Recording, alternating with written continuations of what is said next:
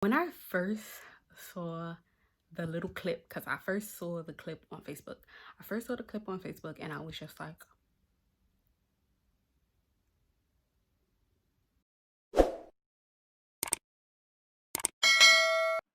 I just want to live my best life. I just want to live my best life. I just want to live my best life. Tell me how. Dear Dre. Hey y'all, what's up? So today, I think I wanted to talk about something that a lot of people have been talking about lately. I wanted to talk about cuties. A lot of people have watched this movie and a lot of people are upset. I just want to say, I'm not. So, for the sake of this video, I did a little something to my face, but I am not a makeup guy, so don't come for me. Don't come for me. I really wanted to talk about Cuties because a lot of people have been talking about it. A lot of people are saying that it was too much and is Netflix pushing pedophilia, blah, blah, blah. And oh, what are they doing? What are they showing our girls? What are we showing our girls? What are we showing our young people? When I first saw the little clip and I was just like,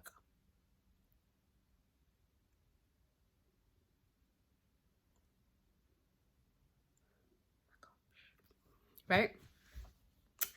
And then I had a couple conversations with other people and they were like, watch it. So I said to myself, I'm gonna watch it, but I need to like mentally prepare myself because what I saw in that little clip, which is their little dance scene, what I saw in that clip, I was like, oh no, this has just become top 10 on a pedophile's most watched movies or best movies or I love these movies. So I decided to watch it. I watched it with my little sister and her friend. I paid a lot of attention to this movie and I just want to say that I wholeheartedly think that this movie was exactly what it needed to be. It needed to be shocking. It needed to be real. It needed to be in your face. It needed to be disturbing. This movie was everything that it was supposed to be. And I wholeheartedly connected to the main character of the movie. I felt her. I understood her. I saw where her mind was, where her body was, where her spirit was during this whole movie. And I just think that this movie did a great job of portraying exactly what is going on in society today. So a couple of things that I saw in the movie, which if you watch it, which I do think that you should. One, I saw young people taking on adult roles because the adults were not present. The little girl had a little brother and then a baby was in the house. Her mother, it seemed, was hardly there, which of course people work. So, you know, you're kind of seeing that single household type of, even though the mother was married. So, but anyway, the father wasn't there. So also her Latina friend, who, like she said, her parents were always working. She had a mom, she had a dad in the house, but they were always working and they were disappointed in her and said she was a crazy child and blah, blah, blah. So it was only her and her brother. Her brother looked like a teenager himself.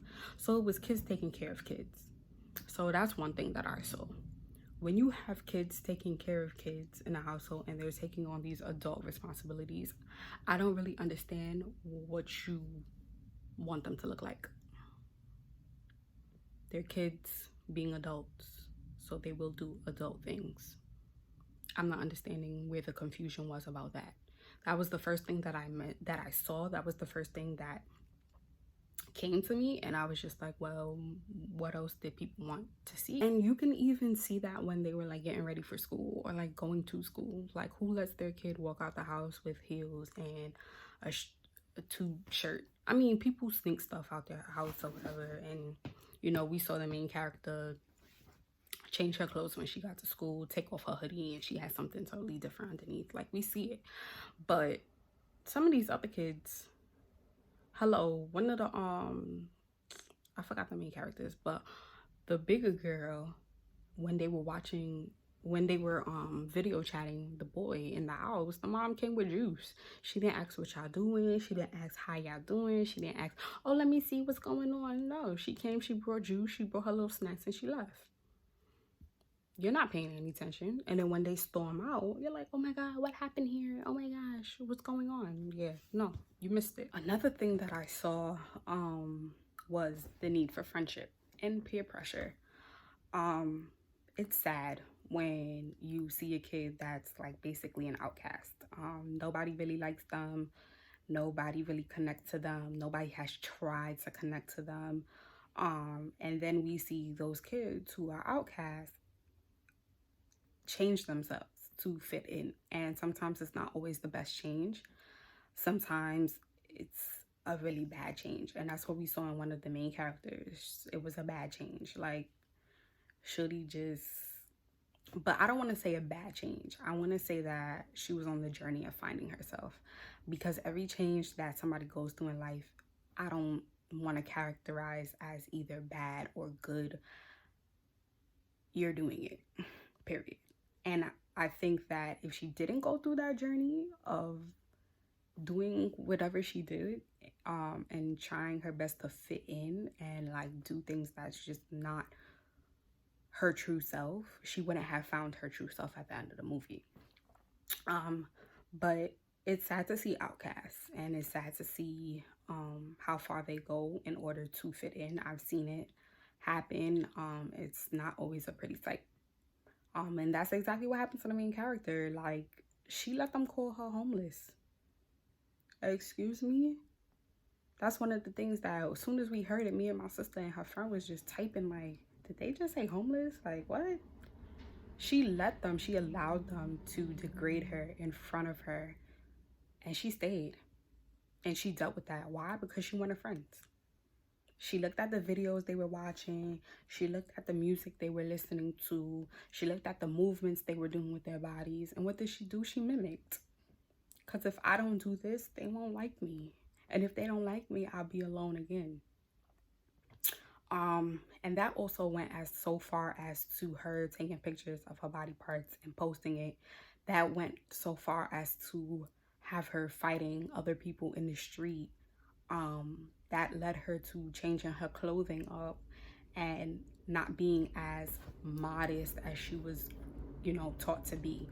That led her to do some extreme things to keep friends, even so much as trying her best to explain that I made it. I did come to the rehearsal. The door was locked. And she's crying and trying to explain to these girls that she was there. Who cares if I made it or not? We gonna dance or not? That's what I was waiting for. Like, you could stop explaining now, because they were rude. And so it was really hard seeing that part. And I don't necessarily connect to that part, but I have seen it happen. And I have seen it in its worst. And I have seen it in its positive, where people who were outcast, it's because they were shy and didn't talk to anybody. And then, one day they spoke and they started talking to people and they found themselves a group of friends. But in this case, it was the other extreme. Another thing that I saw in this movie, which I think a lot of people, it has gone over your heads, is that the videos that these girls were watching were online. They were mimicking what they saw. Did they really believe, or in their heads, did they really think like, oh my gosh, I'm being older than my age? Were they self-aware of that? No. They saw these videos online. They mimicked because they saw all the views. They saw all the likes. They saw all the attention that these videos got. They saw the attention that the girls in the videos got. And what did they do? They copied. Hello, I want popularity.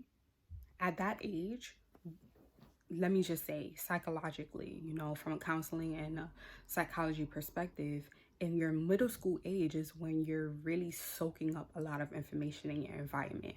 In your middle school ages, you are going through, who am I going to be? Who do I want to be associated with? And what am I going to do moving beyond this point? Because you're moving out of the geeky part of your life and you're moving on to high school years, where it's like, All right, it's high school, time to grow up because you're about to go to college, you're about to move out, you're about to start working, and you get to choose, am I going to be this person or am I going to be that person?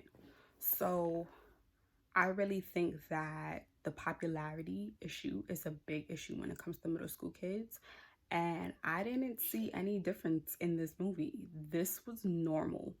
Them trying to look at boys' body parts, them looking at their own body parts, um, them looking at porn online, um, them just trying to fit in with everybody else, the attention of being the dance group in the area, being popular in the school, starting stuff with teachers and staff.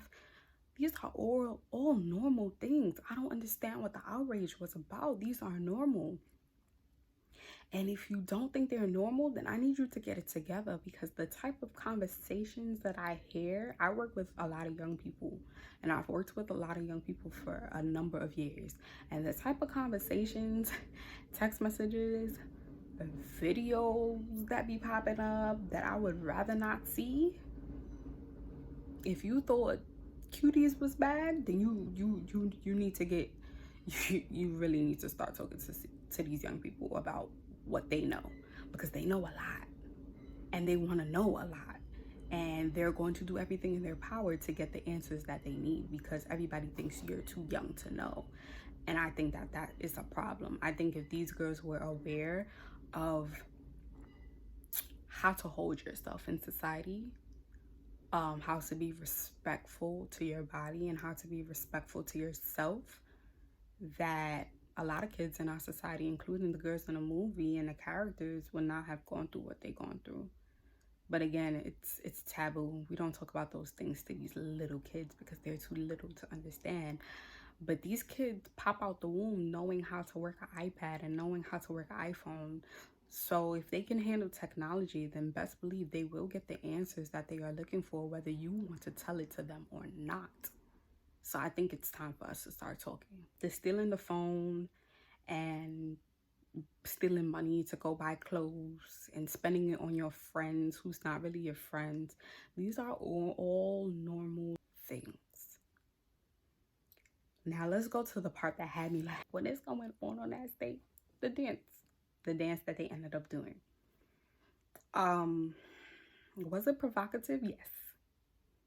Did the camera people had to zoom in on body parts? No. But again, like I said in the beginning, this movie was exactly what it was supposed to be. It got people talking. Whether it's an investigation into Netflix and the directors of the movie, or whether it's people like me who's like, okay, what's the problem? It got people talking and it got a lot of attention. But I want the attention to move off of, oh my God, Netflix, what are you doing? And pedophiles are out here watching this, to pedophiles are watching your kids every day right now. Pedophiles are not looking for movies. They are looking for real life boys and girls. Unfortunately, this is the truth and this is real life, that this is happening every day. The movements of the show were electrifying. Some people had to pause and breathe for them to continue, because it was like, oh my goodness, what are these little girls doing? The parents of the characters, how come the parents let them do this movie? Because this movie was real, because this movie brought to attention the sexualization of our children, and it's real and it's true. It's true. It's 110% true. It is in your face, hard to swallow, disgusting, disturbing. It's sour. It's the truth. Okay? And we need to start having these conversations with our young people. Another thing that I really saw in this movie was abuse that was covered up by religion. They had this little girl in her underwear and her undershirt with her arms out to her sides. And she had to hold it there for how long, I'm not sure. And they threw holy water on her. A lot of people, well, that's my religion. Well, that's my culture. Well, that's how I grew up. Everything that is religious, everything that is cultural, everything that we grew up with is not always correct. And we need to stop that type of talk. If things are harming somebody else, they need to stop. There's no reason why we should still have kids out here kneeling on salt because they didn't get an A on their exam. There is no reason why we still have kids out here talking about, yeah, I got a broom thrown at me yesterday. There is no reason for us to have kids out here talking about, yeah, I had to hold a pail of water on my head for how long until I got it right. Like, because your parent did it, because your mama did it, because your grandma did it, because your auntie did it, because your caregiver did it, does not mean that you have to do it. Does not mean that your kid has to go through it.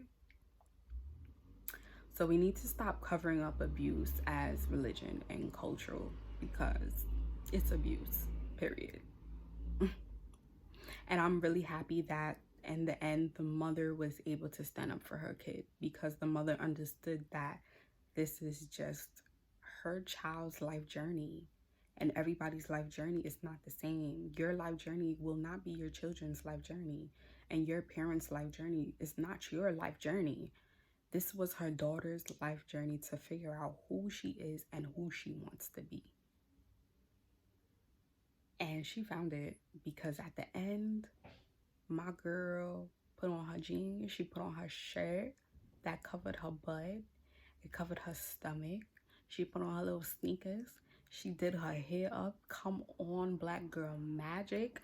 She had a little part to the side, fluffed it out, and she went outside and she played jump rope. And that was that. That was that. It was a coming of age story, but it was a modern coming of age story. It's not about how many animals you can hunt and kill. It's not about how many wives you can marry. It's now about your likes. It's now about your popularity. It's now about who you keep around you, who you associate with or you don't associate with. It's now about what you know. And what you don't know will harm you. And so that's why I think that Cuties, it wasn't so cute, but it was definitely honest. It was definitely real. I just want to say, go watch it. I think it's worth it, and I think it's worth a conversation. People may not agree with me, and that's okay. But this movie was it. Keep talking about it. I hope Netflix don't get sued, but keep talking about it. I'm having these conversations because if we don't have it with them, they're gonna have it with themselves, among themselves, with whatever they can get their hands on to give them the answers. All right, y'all. Peace out.